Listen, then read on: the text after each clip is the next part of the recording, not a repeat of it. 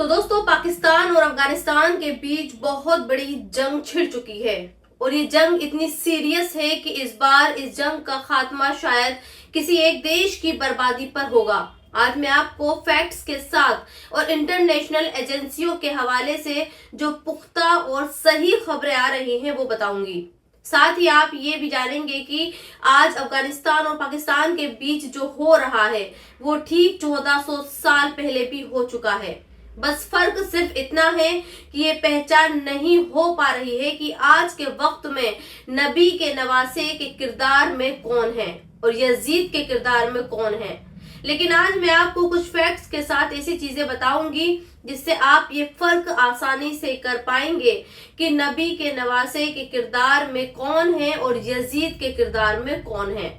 लेकिन सबसे पहले आपको एक खुशखबरी दे देती हूँ और वो खुशखबरी ये है कि टीम इंडिया के चांसेस अब सेमीफाइनल में पहुंचने के लिए बहुत ही तगड़े हो चुके हैं और सिर्फ एक और जीत हमारे देश की टीम को सेमीफाइनल में पहुंचा देगी। लेकिन जानते हैं अफसोस किस बात का है? सेमीफाइनल में हम फिर से पाकिस्तान को नहीं हरा पाएंगे क्योंकि पाकिस्तान की टीम के चांसेस सेमीफाइनल में पहुंचने के तो हैं लेकिन वो ना के बराबर हैं। खैर, कल टीम इंडिया ने जिम्बाब्वे के खिलाफ शानदार जीत हासिल की और उस जिम्बाब्वे को 72 रनों से हराया जिसने ऑस्ट्रेलिया जैसी टीम को हराया था। और जिस टीम पर पाकिस्तान के दाढ़ी वाले क्रिकेटर टीवी स्टूडियो में बैठकर शर्त लगा रहे थे, उस टीम को हमारी टीम ने धो दिया। पहले पहाड़ जैसा स्कोर खड़ा कर दिया और फिर उसे डिफेंड करने के लिए भी टीम इंडिया को ज्यादा मेहनत नहीं करनी पड़ी। अच्छी बात तो ये रही कि इस मैच में अभिषेक शर्मा की फॉर्म भी वापस आ गई और ये बहुत जरूरी थी क्योंकि जब कोई प्लेयर लगातार 0 या फिर दहाई के स्कोर पर आउट होता है तो उसका कॉन्फिडेंस बहुत लो हो जाता है। ऐसे में अभिषेक शर्मा के बल्ले से निकली 55 रनों की पारी ने उनका कॉन्फिडेंस बढ़ा दिया है। अब जबकि 1 मार्च को टीम इंडिया वेस्ट इंडीज के खिलाफ कोलकाता के ईडन गार्डन में खेलने के लिए उतरेगी तो वहां भी अभिषेक का कॉन्फिडेंस लेवल हाई ही होगा।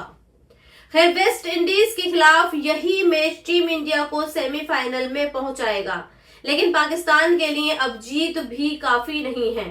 पाकिस्तान की टीम का अगला मैच श्रीलंका के खिलाफ है और अगर पाकिस्तान की टीम श्रीलंका के खिलाफ जीत भी जाती है तब भी उसका जो नेट रन रेट है वो अच्छा नहीं है।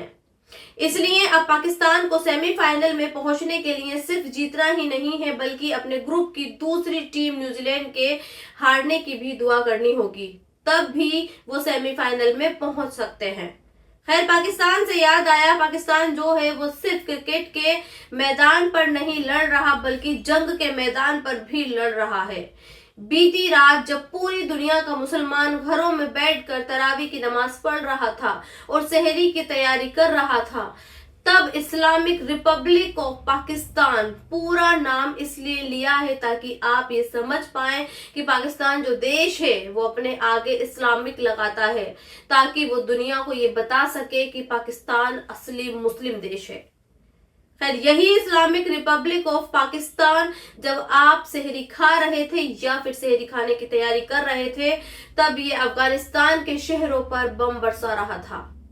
हालांकि इस एयर स्ट्राइक को लेकर सोशल मीडिया पर बहुत सारी खबरें चल रही हैं लेकिन आज मैं आपको रॉयटर्स और एपी जैसी वर्ल्ड लेवल की जो न्यूज एजेंसियां हैं उन्हें इस खबर को लेकर क्या पब्लिश किया है वो बताती हूँ। और ऐसा इसलिए बता रही हूँ क्योंकि हमारे देश की टीवी मीडिया जो है वो बहुत सारी अनकंफर्म खबरें चलाती है और ऐसे वीडियो दिखाती है अनकंफर्म होते हैं जिसका कोई सोर्स ही नहीं होता, जो सिर्फ सोशल मीडिया से उठाए जाते हैं। खैर, रॉयटर्स के मुताबिक बीती रात यानी जुमेरात और जुमे की जो दरमियानी रात होती है उस रात में पाकिस्तान ने अफगानिस्तान के 2 शहरों काबुल और कंधार पर हवाई हमले किए जिसे अंग्रेजी में एयर स्ट्राइक कहा जाता है। इस हमले के बाद पाकिस्तान का ये दावा है कि उसने ये हमला सेल्फ डिफेंस में किया और ये हमले सिर्फ दहशतगर्दों के ठिकानों पर हुए हैं। पाकिस्तान ने यह भी कहा है कि उसने काबुल और कंधार में बैठे टीटीपी और आईएसकेपी के दहशतगर्दों को मारा है। रॉयटर्स के हवाले से यह भी खबर है कि काबुल में 26 जनवरी की रात को अलग अलग वक्त पर 3 बड़े धमाके हुए।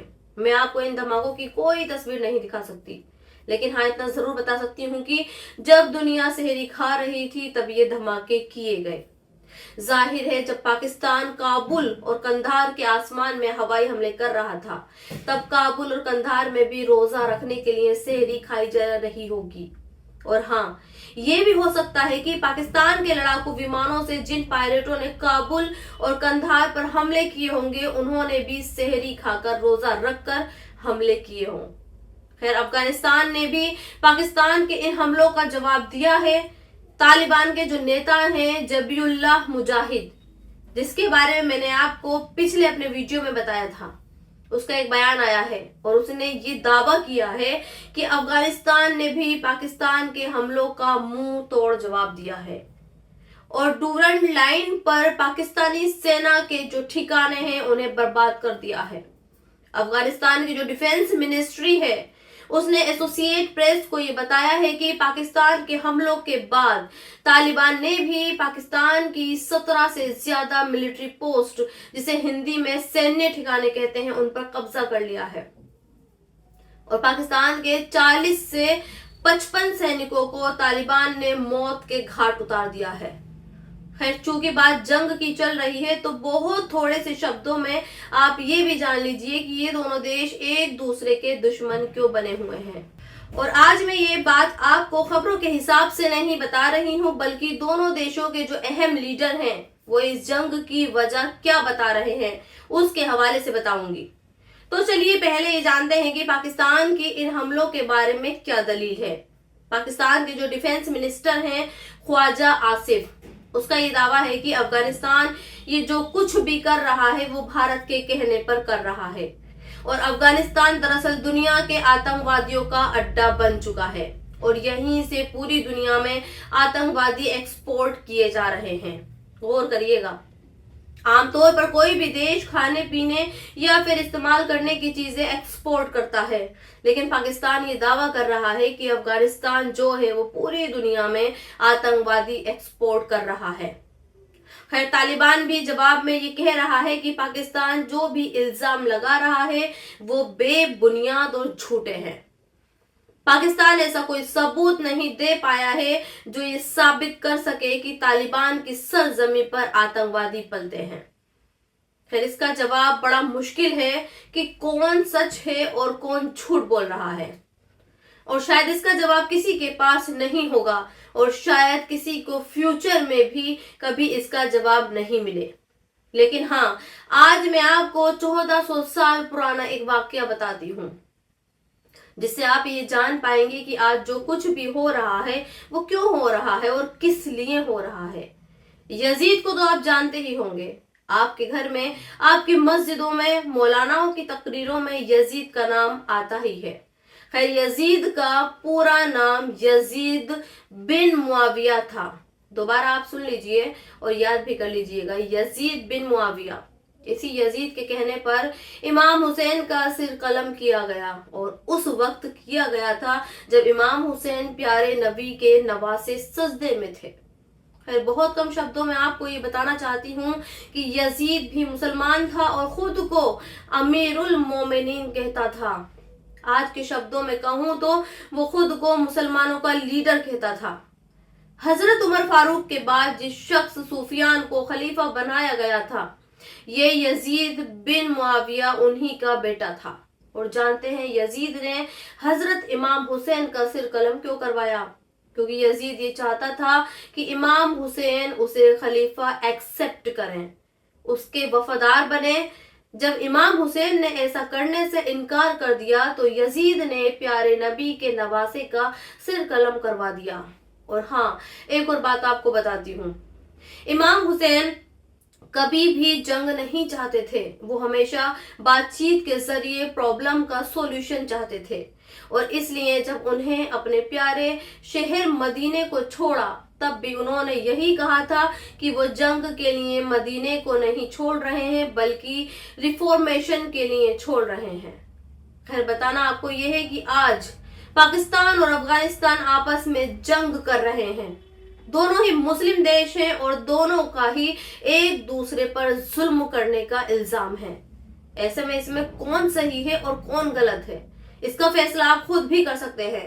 मैं तो सिर्फ यही कहूंगी कि इसका खमियाजा आज हिंदुस्तान में रह रहे करोड़ों मुसलमानों को जरूर उठाना पड़ रहा है। कल महाराष्ट्र में एक मंत्री ने यह कहा कि मदरसे में आतंकवादी पलते हैं। कल ही एक हाईवे पर कुछ हिंदू संगठन के लोगों ने यह लिखा है कि इस हाईवे पर मुसलमानों का चलना मना है। तो दोस्तों, आज के इस वीडियो में इतना ही। आप भी अपनी राय कमेंट्स बॉक्स में लिखकर मुझे जरूर बताएं और अब तक आपने मेरे चैनल को सब्सक्राइब नहीं किया है तो प्लीज सब्सक्राइब जरूर कर दें। शुक्रिया।